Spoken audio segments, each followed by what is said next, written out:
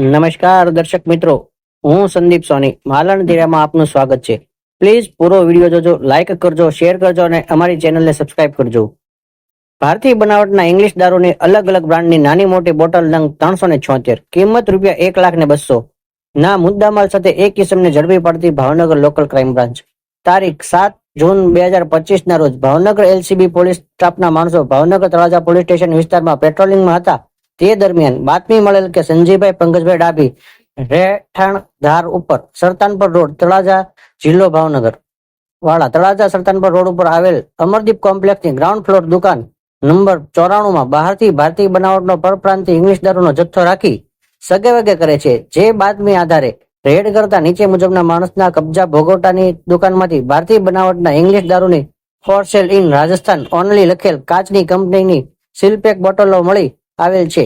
તેના વિરુદ્ધ ભાવનગર તળાજા પોલીસ સ્ટેશનમાં પ્રોહિબિશનની અલગ અલગ કલમો હેઠળ ગુન્હો દાખલ કરી આગળની કાર્યવાહી હાથ ધરવામાં આવેલ છે.